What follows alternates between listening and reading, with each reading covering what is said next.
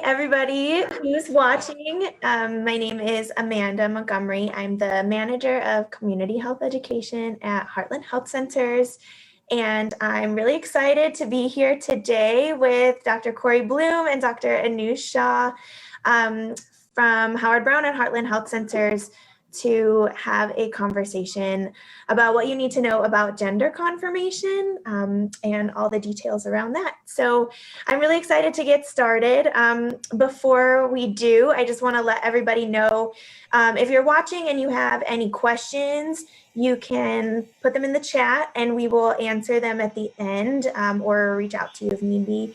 And any resources or things that kind of come up, we will also add in the chat links at the end of the Facebook Live. So stay tuned for that and feel free to ask any questions that you might have. And to kick us off, I'll just let Cory and Anuj introduce themselves. So Cory, do you want to go first? Sure. Good morning. Hello, everyone. My name's Cory Blum. I use any pronouns. I'm a family physician and I work as a medical provider at Howard Brown Health at our Sheridan Clinic. I'm also the medical director right now for the Broadway Youth Center, where we serve young people who are facing homelessness or housing instability and who identify as LGBTQ. And I've been working in caring for people living with HIV for the past 15 years and also working very closely with people in their gender affirming care for the last 5.5 years at Howard Brown. And I'm happy to be here with you. Anuj. Thank you, Cory. And my name is Anuj Shaw. I'm a family physician at Heartland Health Centers. I'm also an integrative medicine physician, and I am a provider at the Lakeview location. And I've been there for about 1.5 years, and I go by he, him, his pronouns. Awesome. Okay, thank you both. And I'm so excited to hear all of your knowledge and experience today. So just to get started and thinking about just the process of gender confirmation, can either or both of you walk us through like important first steps in the process for somebody thinking about going through gender confirmation? Sure. I think that the most important step is a personal one, is coming to the realization that a person is maybe not feeling congruent with the physical body that they are living in, or the gender assignment that they were given at birth, or in their families, or in their life, or by society. And that can take some time. I work with people who figure that out when they're very small, children, teenagers, young adults. I've even worked with folks who are, over 50 or beyond, who maybe have realized that sooner, but haven't been able to access the care sooner than that. But anyway, it's a journey. It's a gender journey that can start at any point. So I think that's really important, obviously, one. And then once someone has come to that realization that they are interested in using hormones or other ways to confirm their gender, I think we're talking about a medical context mostly right now here. And so that would bring people seeking maybe hormone therapy. Some people have ideas that they'd like to make changes to their body that would require surgery, not all people. But anyway, so then identifying what resources are available in the community, online, to support that, or to get more information about what the next best steps would be. That'd be what I would suggest. Yeah, one thing I want to echo in what you had said, Cory, is there's no right one way. There's so many different expressions of gender and different way people live in their own bodies. And so it's not that hormones are necessary for someone to feel a certain way, and for some people they are. And it's not that surgery is necessary, and for some people it is. And some people feel very congruent in their body and in a non-binary way, which is great. So there is no one journey, but I think everyone has their individual journey. From the medical context, my hope is that I'm able to support people in whatever their journey is, and affirm and kind of be their partner in their journey in any way that we can be. That's what I would have to say. Awesome. Yeah, that's really, really helpful to know. And actually, just kind of going off of what you were saying, Anuj, as you both are medical providers, what are important questions for people that are maybe seeing a medical provider and want to talk about this? What are some important questions to ask, or kind of places to get started when thinking about the medical piece of this? You mean from patients? Yeah. Okay. Go ahead. No, go ahead. Well, I was just going to suggest if people were seeking, for instance, even or just trying to find out more about hormone therapy or other medical interventions, to affirm their gender would be just to make sure that you're asking questions about what changes will occur. Think about what risks there may be associated with whatever interventions you're using.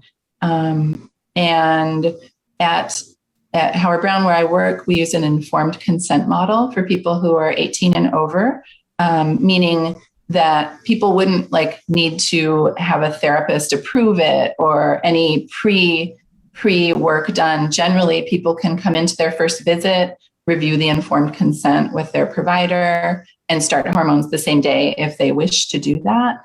And our informed consents are available online, which even if you weren't even thinking about coming to Howard Brown, which is totally fine, the information in those informed consents could be really helpful information for anyone about what the hormones will do, will not do, the process, the time frame, what changes might be permanent or reversible, what things to think about in terms of fertility preservation, if that's a concern or an issue for folks. So anyway, I would just offer that up as a source of sort of information. Yeah, thank you, Cory. That's so helpful, because I know where I worked previously too, we actually used those informed consents from Howard Brown, and they were very, very helpful for not only for the patients but also for the providers. To just make sure that we're not missing anything in thinking about safety, and specifically when it comes to hormone therapies. Awesome. Yeah, that's really, really good to know. And maybe we can put that in the chat, link to that too. That sounds like a really, really great resource. And then I guess on the flip side of that too, as medical providers, what are some ways that the medical spaces or medical providers can create safer spaces for trans or gender expansive folks or people that are thinking about gender confirmation? Yeah, this I feel like the healthcare system in general has a lot of work to do as a whole. I think that the healthcare system has caused and continues to cause harm in a lot of different communities in various ways, and I think there's a lot of work to be done to make sure that not only are we not causing harm, but we're being supportive and healing as a healthcare system, and that's everywhere, right? That's where I work, that's where Cory worked, that's where everyone works. I mean, I think there's just a lot of work to be done, and because of that harm that has been caused by the healthcare community or by healthcare systems, I think that rightfully so has created mistrust and fear in a lot of people to talk to providers or to talk to their nurses or to talk to whoever it is, because of either what has happened to them or what has happened to their friends or what has happened to their ancestors, if you will, rather than their actual ancestor, genetic ancestors or not. So So I think there's a lot of work to be done. And so what is that work? Uh, it's a lot. I think that also there is work being done at places. I know that, and this is where there are places that are really being leaders, and Cory working for one of them, right? And Howard Brown being a leader when it comes to being inclusive and open for everyone, and that is something that I think we can all learn, right, from some of the things that Howard Brown has been doing, and some of the work that we're doing at Heartland, right? Like, and it's a process of everything from policies to intake forms to educating providers to educating front desk staff to what the space looks like, and what attitudes are present, and what support systems are there. So there's just so much work to be done in many different levels. I think in all places, and I think we can learn a lot and continue to grow.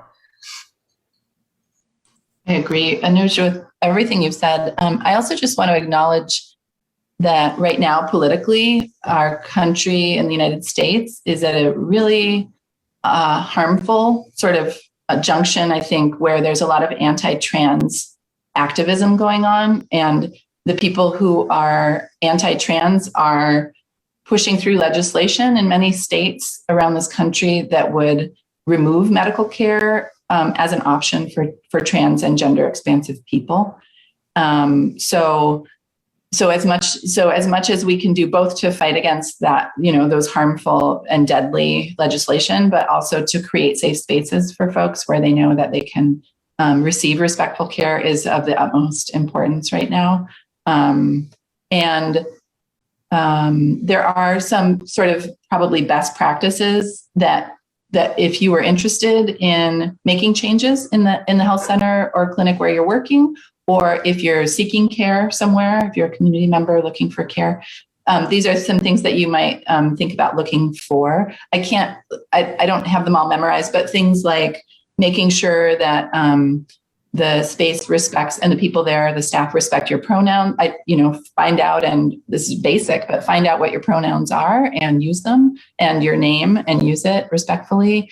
Having resources that will help community members through, like potentially having a navigator position, or someone who can help support people if they need things like they're trying to change their name or change their gender on their documentation, or they're trying to figure out how to navigate getting surgery, or how their insurance will cover or not cover their hormones.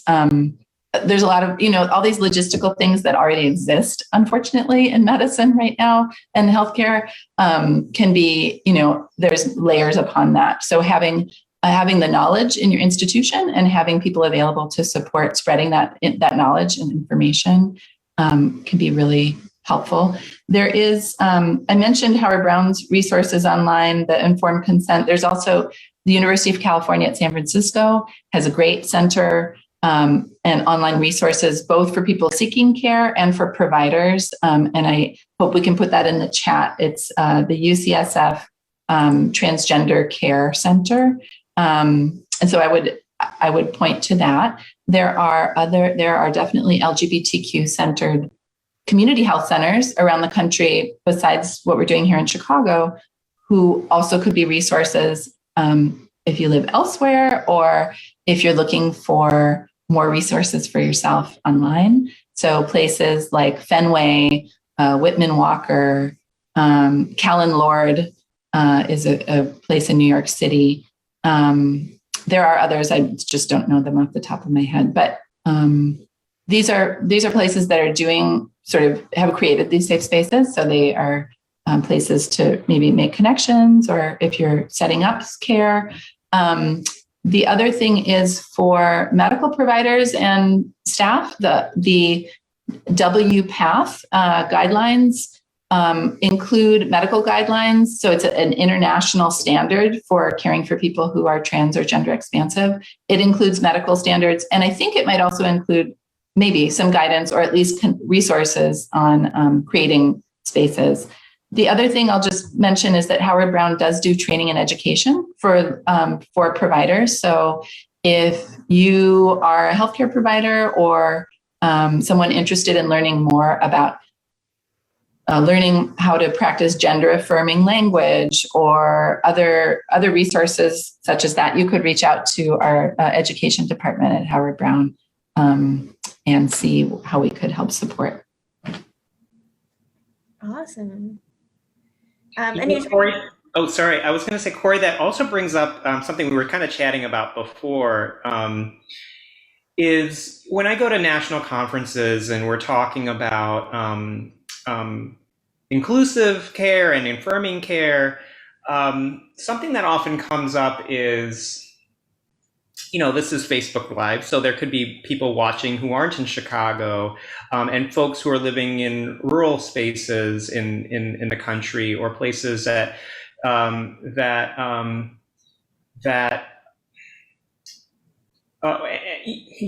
places where it's not as commonly talked about, I guess, among providers or among clinics to be supportive for gender affirming care.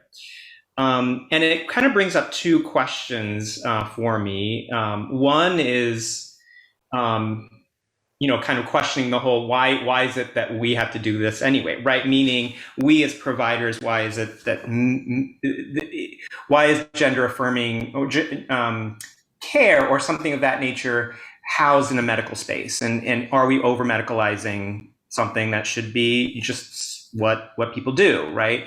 And I'm mixed on that too, because I also want to make sure that scientifically and health-wise, people are being safe and they're getting counseling that they need, and all their health issues are taken care of if they are, if they need to be. So that's kind of one question I have, is like why is it even in our medical space, which I think has to go through historic things in history.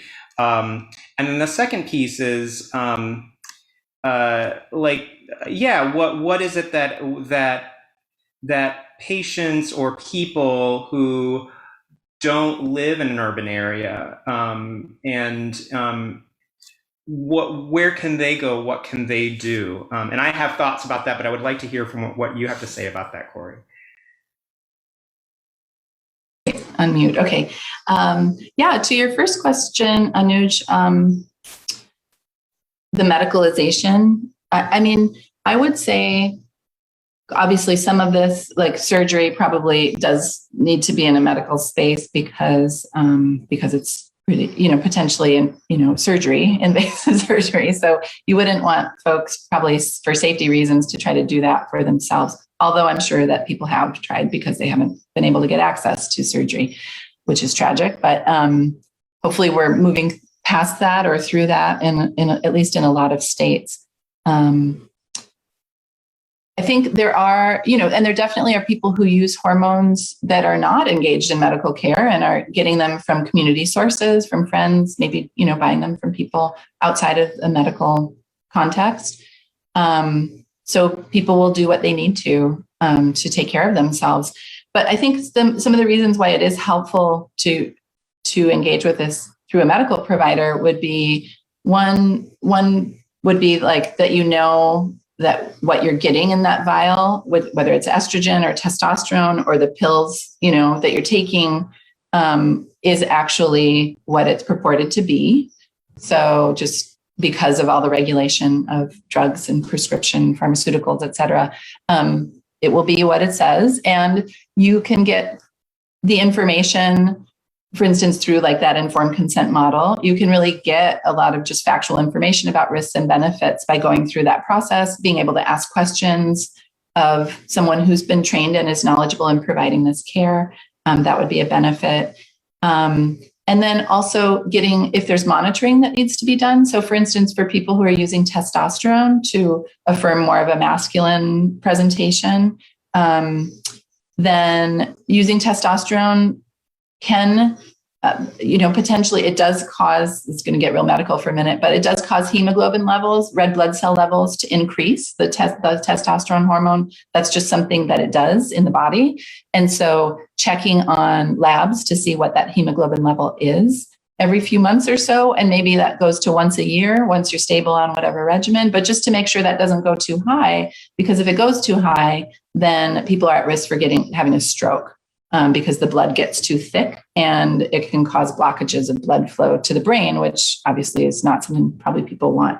So that's a really specific thing. Or if people are using estrogen and the dose that they're using is higher than what is recommended and their estrogen levels go very high, that could put them at risk for blood clots in their legs or their lungs, or just blood clots elsewhere, which can also be a very dangerous, potentially deadly situation. So those would be reasons from a medical perspective to engage in care. At the same time, I wholly respect the sort of decolonization of health and medicine. And so I think that there definitely would be ways to do that outside of our current medical system. Collective sort of health situations, potentially, if people could have access to lab work or ways to monitor their levels. I don't know, as a physician, I don't know if I'm even supposed to be advocating for that in terms of my license, but I would love to see that. Then there are, for instance, in Chicago, there's a health center that is a licensed health center. It's called Chicago Women's Health Center, but they work on more of a collective model. And that is a place that feels a little less colonized, for instance, than maybe some of the other places that are set up to provide care, like where we work. I think also, you bring up a good point, Anuj, or maybe you did earlier, that healthcare providers aren't really trained in this routinely in terms of whether we're in school or residency or advanced training. This isn't like a standard thing that we learn, although it could be, because it's really not very complicated medically. So there are schools and institutions, residencies, so forth, that probably are doing a better job and are focusing on providing this kind of training to healthcare providers. So if you are a budding healthcare provider and you're looking to get into this type of care, look around, ask your colleagues. I'm sure that you will find places to be able to learn how to do this. And then I forgot your second question. I guess that kind of leads to my second question. I guess, but no, thank you, and I completely agree. And for at least for the first question, I think I'm going to answer my own question, but kind of reflecting on what you just said. But I always find that it's just so important for at least for me and the relationship that I have with my patients, hi Kitty, to just have an open conversation so we can talk about risks and benefits and not fear, I guess, that either one will be judged or one will be, have to stop, or, everything will be, I think models right now in healthcare hopefully are moving towards what's called shared decision making, where here's the information that we have. What do you want to do as it's your body, your life, here's the information. So I kind of approach my patients with that. Like, my job is to give them all the information that I have, and I may not have all the information. And so also my job is to be the researcher, like, ask me your questions, let me investigate a little bit, and let me get back to you with what I found out so that you can make your best decision. And therein, I feel like, I guess leading to, what my second question was, is, there are some spaces that are, that have a lot of patients, and the community goes to, like you were saying, Colin Lord or Fenway or Howard Brown, to get gender affirming care or to get hormones, or and and not everyone has access, right, to these places if they live in rural spaces or whatnot. And my hope is that we can do the work on our end as the medical system to decrease barriers so that everyone feels comfortable talking to whoever the provider is, right? And, if you do live in a rural space, that you do feel comfortable talking to your family physician, and that you don't necessarily need to go see an endocrinologist or go to the big city to get whatever care you need, that you can just, hi, I'm here. And that providers that providers feel comfortable that, hey, you know what, I maybe have never prescribed a hormone before to anybody for anything, but yeah, like you said, I mean, this is an easy thing, and I can write a prescription, and I can read, and I can know how to do this, and I can do that if that is something that me and my patient have this relationship, and we're going to do that together. You know what I mean? So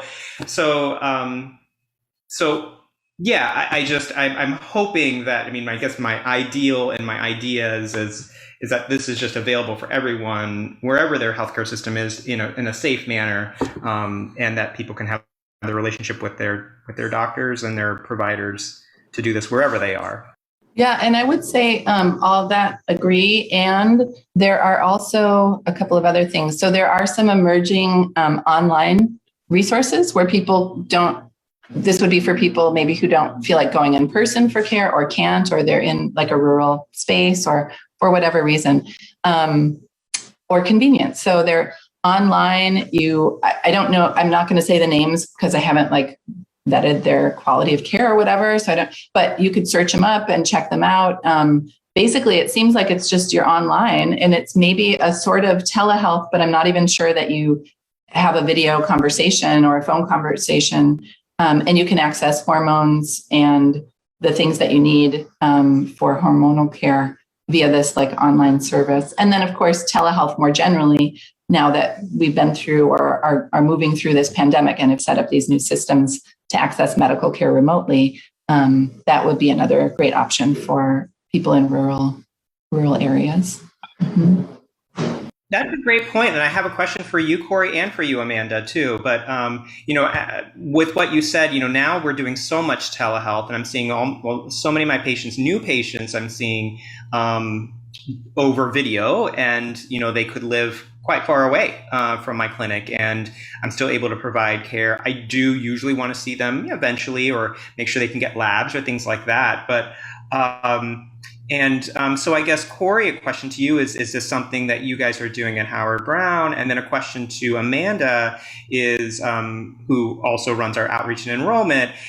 If folks are not in Chicago, can they access health with us at Heartland and possibly Howard Brown via telehealth? Amanda, would you mind starting? I'm going to shut my window because the garbage trucks are really loud, so I'll be right back. Sure. Yeah, that's a really, really good question. I honestly am not sure in terms of medical services, so I will follow up on that in terms of living out of state. And I think partially it's insurance related, but I do know for a lot of our services, for example, our insurance, getting enrolled in insurance with our insurance specialists, getting some of our MAT services, our medical assisted treatment services, and Suboxone for our group wellness classes, right? There are a lot of things that we do provide at Heartland where you don't need to live in Chicago or in Illinois to get those services. You can go from anywhere. But before I say anything incorrect, I'll check on in terms of getting primary care with Heartland if you need to have an address in Illinois for that. And for us at Howard Brown, yes, we are doing telehealth for continuation of care, and also for starting hormones or gender affirming care. We can also do telehealth. It gets a little tricky. Well, of course, if people don't have access to the technology, that's problematic. But then sending the informed consent form, having people return it, it's not the same as being in the same space and being like, okay, let's review this. You sign this, I sign this. and I'm going to write your prescription and get your labs done here. You also might have to figure out a local lab where people could go. And then if people don't have insurance, that's another layer of potential, challenges with telehealth. I'm not sure which states, I don't know the answer to that, about which states we can provide care for telephonically or whateverly. I seem to remember some legislation that lifted a lot of those restrictions during the pandemic. So I'm not sure where that stands. But you could always call the health center, and whoever is scheduling appointments would probably know that if you just say I'm in this state. It also, will depend, like Amanda said, on insurance. And then for writing prescriptions, they're also I can provide care for someone in Wisconsin. And then the question is, if I write a prescription in Wisconsin, will it be covered by the insurance? I don't know. But that's, again, the logistic thing that I think the compliance and healthcare administrator folks probably will have more information about that. But I bet we've been doing quite a lot of that telehealth. I want to I think this entire conversation has been wonderful. And I think both of you have spoken to both the harm, right? I think it's important to name a lot of the historical oppression and harm that the medical community has caused, especially to trans folks and gender expansive folks. So I think both of you kind of have touched on that a little bit, but also have touched on what something that's more affirming could look like, whether it's in a medical space or not. And I love that. And I hope that we continue to have those conversations and think about what the future of that could look like. And, for everyone, especially those that have been oppressed by the medical system. But I know you guys have also talked about, not in depth, but just thinking about barriers, right? And I feel like already there's been a couple that I've heard. And I wonder if you can just kind of describe some of the common barriers, especially medically, that come up for trans and gender expansive folks in the medical system. There's so many. There are so many. I mean, all the things that I think Cory has mentioned, even from, insurance, right? Finding and just walking through the door, the fear, initially to even go through the door, talk to people, the barrier of being called the wrong name, like Cory had said, at the front desk or when you walk into the door. And there are, unfortunately, I do think that there are attitudes and perceptions from people in the medical community still where this is something that I don't feel that comfortable with, or it's something that I can't do, or something that I don't know what to do with, and not willing to engage in that. I think if people are honest and say, well, this is something that I'm willing to help you with, and that's great. But I think there might be still some barriers in certain places where providers or healthcare systems will say, well, this is not something I know about, you're just on your own, and I think that's a real thing. And what does that feel like, right? So you've gone to a trusted person to ask for help and they've said no, and then even when folks are being referred, I think there's sometimes I've definitely had patients who've been referred from provider to provider to try to get the care that they need. And that's just, it's so different from what Cory's talking about, like come in same day, get, talk to a provider, feel comfortable, and get a prescription for hormones on that same day. Those are two very different experiences. And that's just to name a few. I think with the barriers, I also want to talk about some ways to overcome them. So not having insurance, people might think I don't have insurance, so I can't get this care. Well, that is absolutely not true, because you could come to a community health center where you could either pay a sliding fee scale for the services. Often we'll have discounted pricing for the prescriptions through a partnership related to like government funding. Might even have vouchers available. So if you can't afford to pay, $10 for your prescription, that the health center could help to support that. And I will also say around insurance that there's been, at least in Illinois, in the last couple of years, a lot of expansion of coverage. So for instance, Illinois Medicaid, I think it was 2 years ago, I've sort of lost track, has expanded so that all Illinois Medicaid, the government insurance program, are required to, any of those insurance companies are required to cover gender affirming care, which includes hormones, and it also includes surgeries. And I think because of that expansion of coverage, we've also seen some of the more academic or larger health systems developing gender care programs. So in Chicago, I think most of the major hospital systems do have, for instance, Northwestern, University of Chicago, UIC, Rush, they all have developed gender affirming care programs within their institutions. So that's really exciting. Probably you do have to have insurance to access those sort of centers. But again, community health centers are a great place if you don't have insurance, or if you want to figure out how to get insurance, that's another great place to turn is community health centers, where we often have navigators for that. Another barrier, Anuj, you mentioned, I think, is not feeling like you have the support or community to make this first big step or to get the information you need. This may in particular apply to maybe younger people who may not have the confidence of navigating health systems in the same way.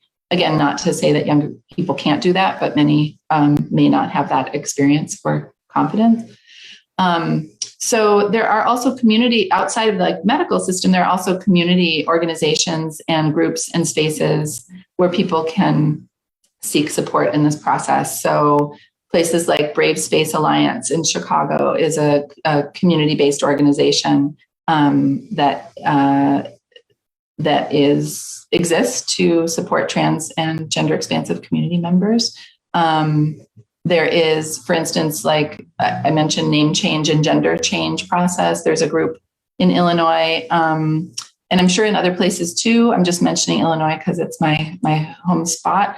The Transformative Justice Law Project does a name change guidance, information and support. So that could be helpful. And then, these state laws that are pending are really, really potentially devastating, actually, to access to care. So any kind of advocacy that we all can do to try to get those, off the books will be wonderful. Do you have other questions about barriers or thoughts that you had about it, Amanda?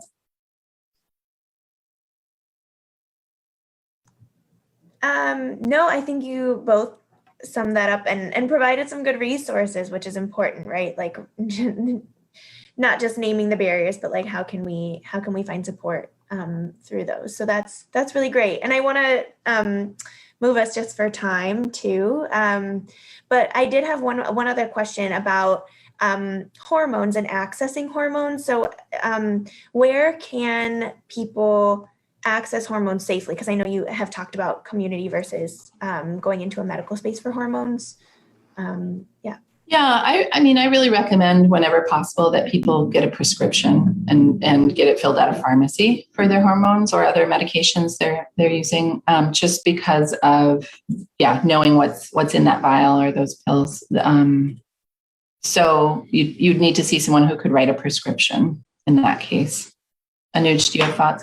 No, I completely agree. And talk to your provider, whether you're at Howard Brown or whether you're at Heartland Health Centers or whether you're at, some other health center. I think that more and more, I worked in medical education for years. I think more and more people are getting comfortable and are comfortable prescribing, and at least having that conversation and help navigating or guiding you in this space. So definitely talk to your provider, whoever that provider is, and ask them. Yeah, great point. Awesome, thank you. Cory, I'm wondering if you can share, and we can put this in the chat also, but for somebody, if somebody's interested in learning more about your services or accessing them, how can people find out more information about your services?